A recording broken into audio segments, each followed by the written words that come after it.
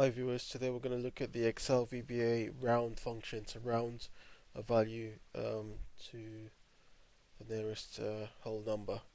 So first of all, we're going to record a macro. I'm going to call this round underscore fx for function.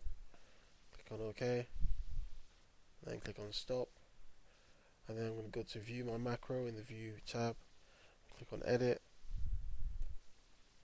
and within I'm going to get rid of the comments with the apostrophes in green.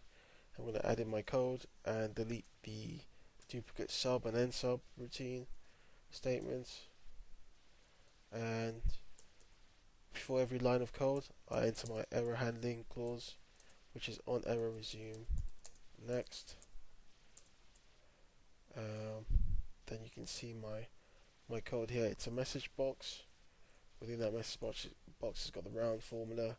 Within that it says the cell reference, which is cells stands for the cell reference. So the first value 2 is saying go to row 2, and the second value after the comma is saying it's column 1, which is column A. So if I close that, you can see here it's going to look for the value in column A2, and it's going to display the rounded value in the message box.